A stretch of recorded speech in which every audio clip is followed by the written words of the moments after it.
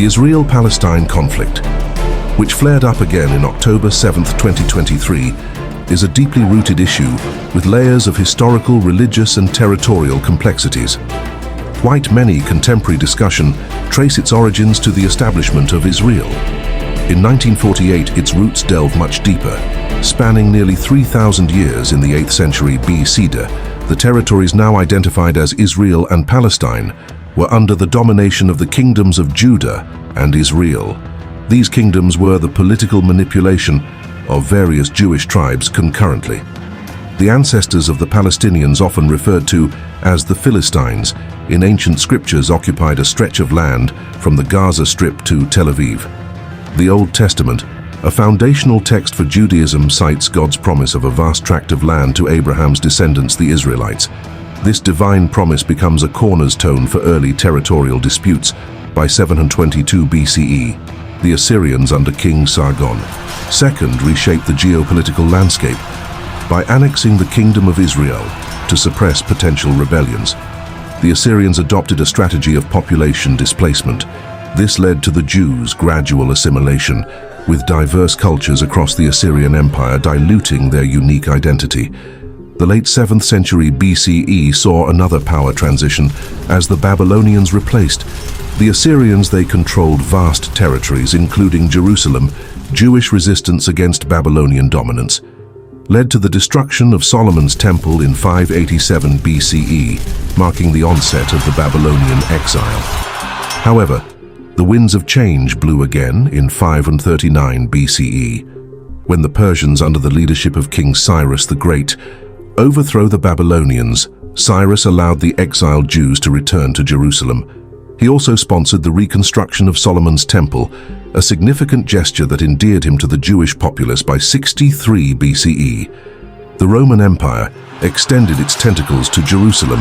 The subsequent centuries under Roman rule were tumultuous for the Jewish community.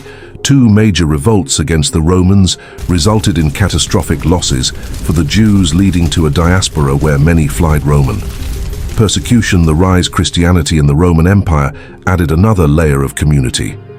Jews faced intensified persecution, being blamed for Jesus' crucifixion. This persecution persisted until 638 CE, when Muslim under Caliph Umar conquered the region.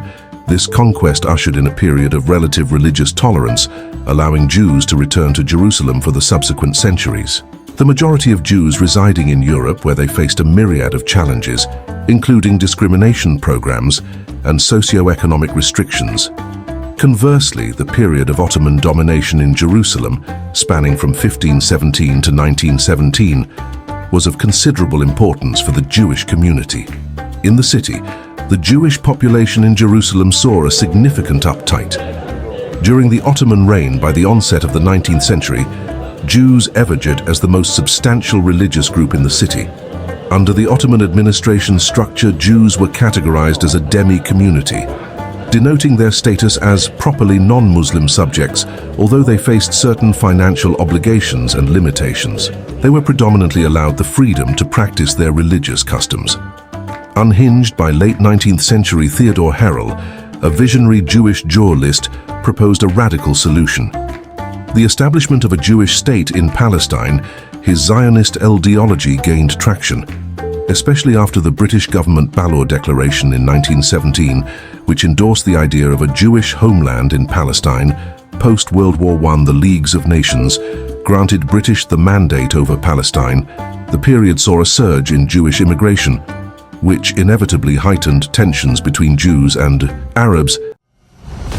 The Arab Revolt of 1936 to 1939, a resistance against British rule and Jewish immigration, led to the British White Paper of 1939, which proposed a joint Arab-Jewish state. However, the horrors of World War II and the Holocaust amplified global support for a Jewish homeland. In 1947, the United Nations proposed a partition plan to divide British Mandate Palestine into separated Jewish and Arab states, with Jerusalem as an international city. The Jewish leadership accepted the UN partition plan, but the Arab leadership did not. On May 14, 1948, David Ben-Gurion declared the establishment of the State of Israel. This declaration was met with military intervention by Boring Arab states' leadership to the 1948 Arab-Israeli War. By the end of the war in 1949, Israel had expected its territory beyond the URI's proposed borders. The war resulted in a significant Palestinian Arab refugee crisis.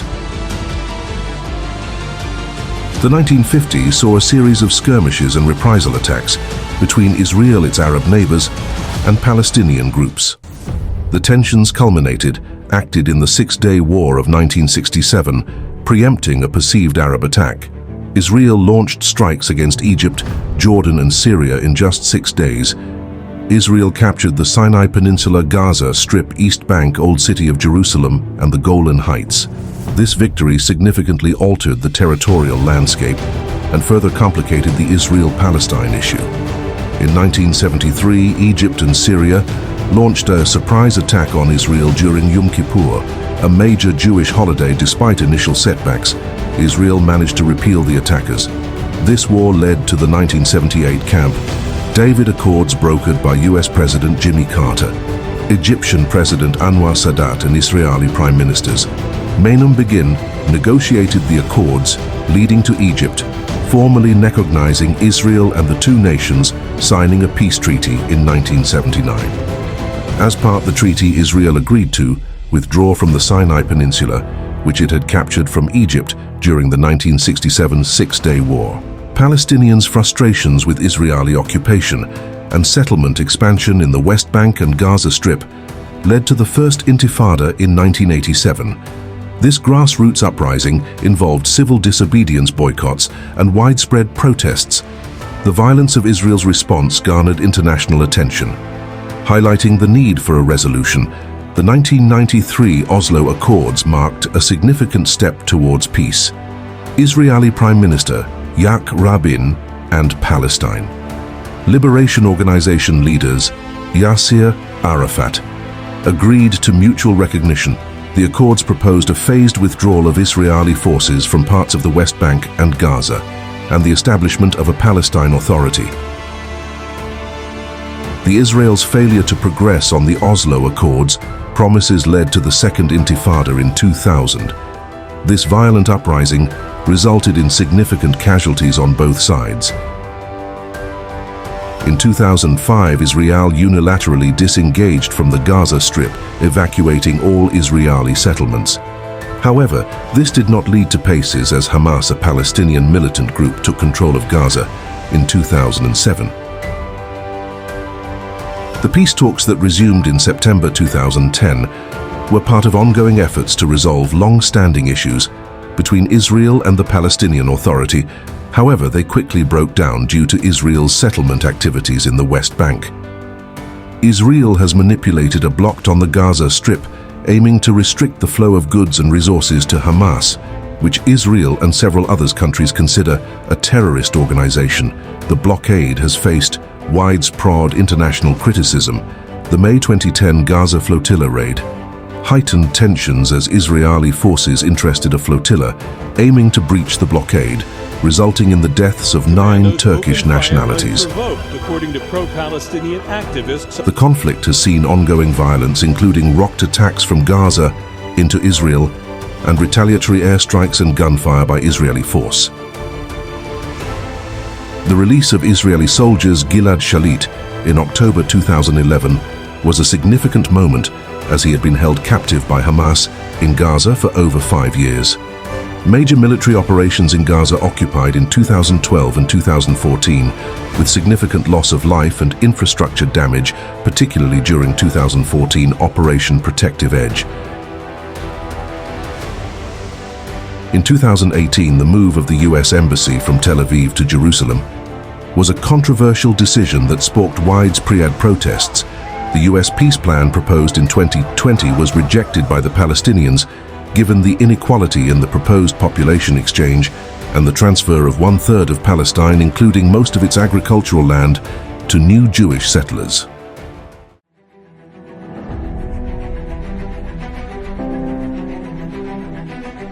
In the same year, the normalization agreements with the UAE and Bahrain known as the Abraham Accords, marked a significant shift in regional dynamics, with Israel established informal diplomatic relations with these Gulf states. Clashes in the Sheikh Jarrah neighborhood of East Jerusalem over evictions of Palestinian families escalated in April 2021.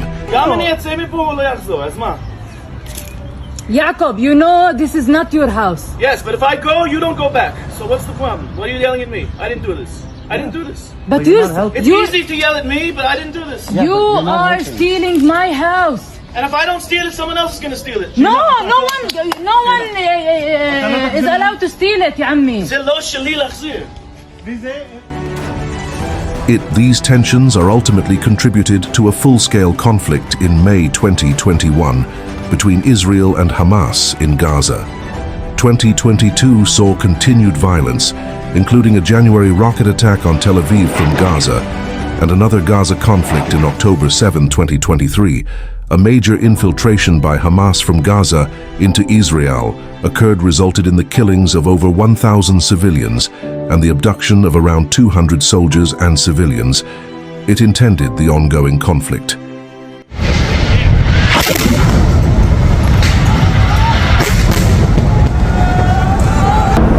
Israel retaliated by launching airstrikes on Gaza, resulting in killing thousands of Palestinians, including women and children, according to UN. A lot of property was destroyed, and many people died in Gaza. Gaza was completely destroyed. Israel is killing innocent people in the name of Hamas, and Israel cut off all food, water, and electricity in Gaza. Israel destroyed everything in the hospital, church, mosque in Gaza. The story of Israel and Palestine is long and complex, filled with fights over land and differences in beliefs. As we end this video, these stories remind us of the ongoing troubles in this part of the world. They invite us to learn more and ask questions to understand better. Thank you for watching this video.